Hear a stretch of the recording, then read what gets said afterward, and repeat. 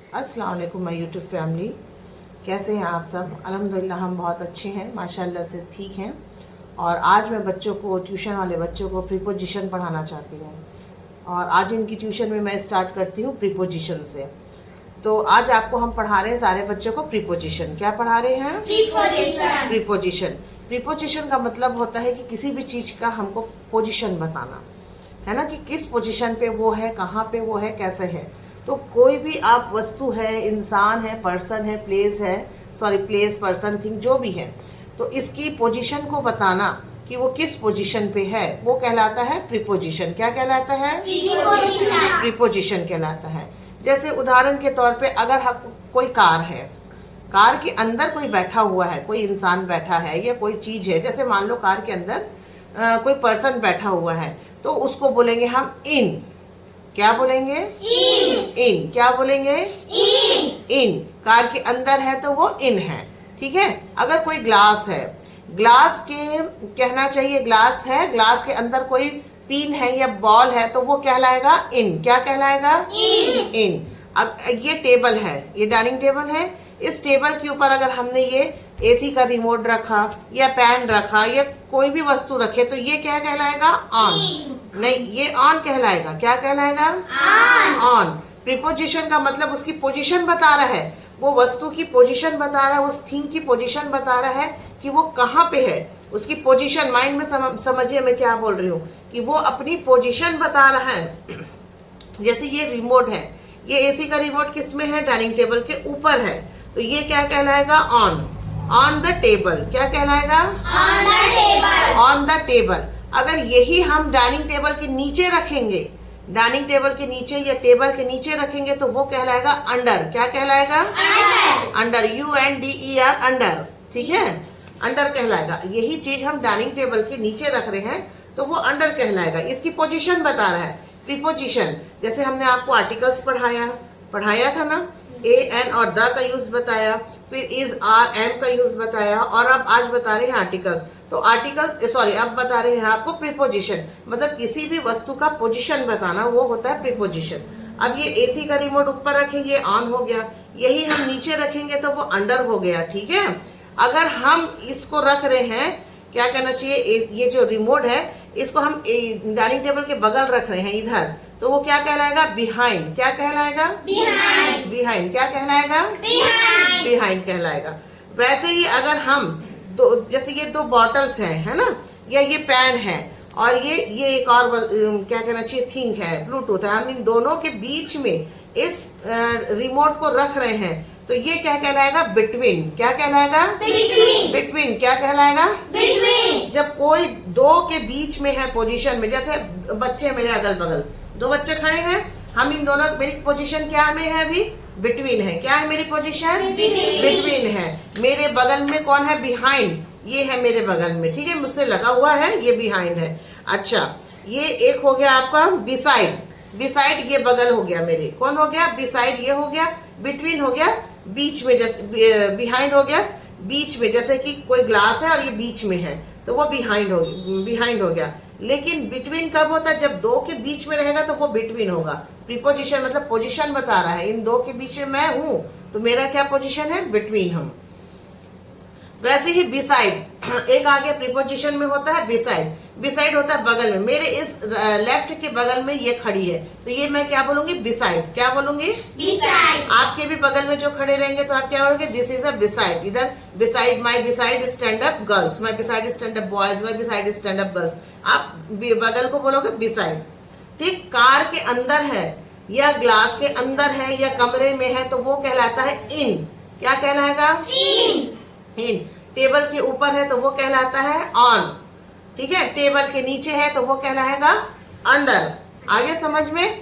In, on, under, behind और beside, ठीक। अब एक है इसमें इनटू। इनटू मतलब अगर आप कमरे में आ रहे हो, अंदर कर रहे हो, तो वो इनटू होगा। क्या होगा? इनटू। कमरे से बाहर जाओगे तो आउट टू। क्या होगा? आउट टू होगा। क्या होगा?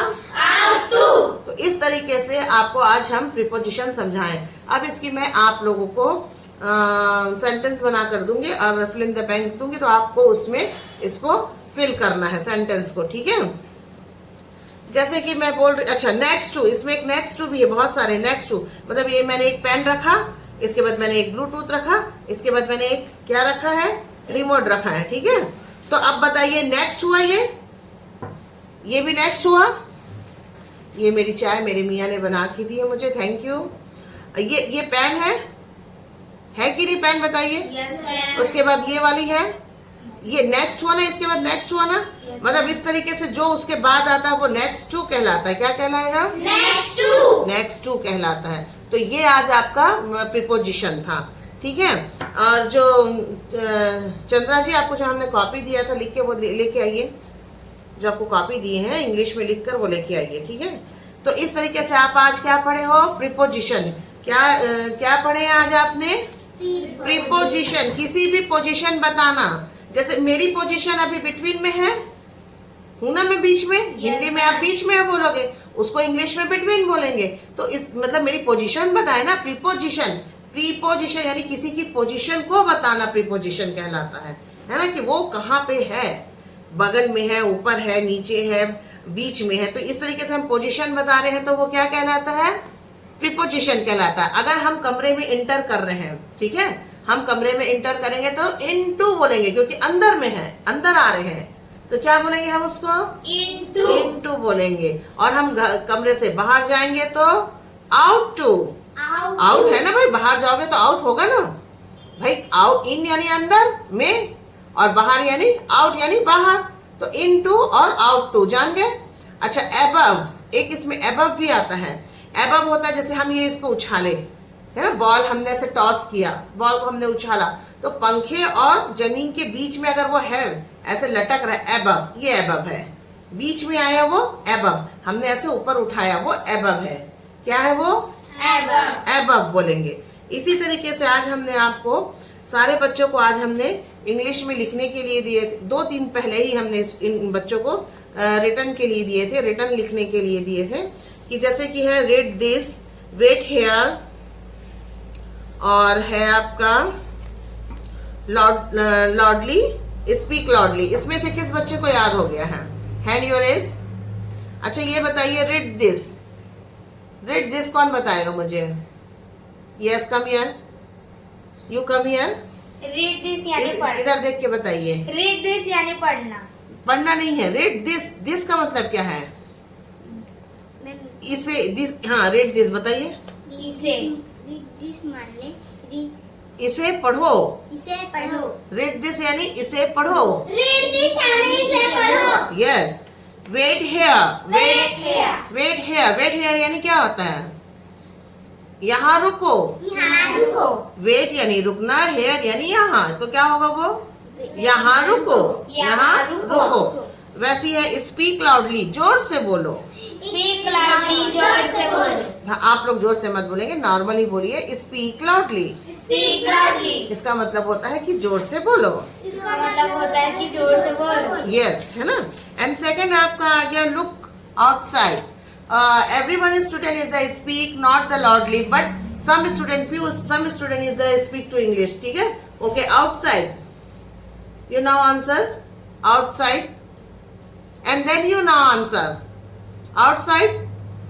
How meanings outside? Yes. Some students is speak outside. You know. Outside का मतलब क्या होता है बताइए हिंदी में, उधर जाना. उधर जाना, आउटसाइड, बाहर जाना. बाहर जाना। यस, तो क्या होगा, बाहर देखो, आउटसाइड, लुक यानी देखना, लुक आउटसाइड, लुक यानी क्या होता है, बाहर देखना. बाहर देखो, है ना। यू नो आपको मेरे ख्याल से 2-3 डेज हो रहा है मैं इसको याद करने को दी थी, फिर भी आपने याद नहीं किया है, ये तो गलत बात है। Do you your homework? Now start to it. Hindi some students start to meanings बताइए मुझे। Do you your homework? Why are you? Homework करो. होमवर्क करो। Do you your homework? अपना होमवर्क करो। Do you, do यानी do, you यानी तुम, homework करो। हम क्वेश्चन हम आपको आदेश दे रहे हैं, do you योर होमवर्क, अपना होमवर्क करो। हो गया। Take a deep breath, take a deep breath. Breath यानी क्या होता है? ब्रेथ यानी क्या होता है? You know breath?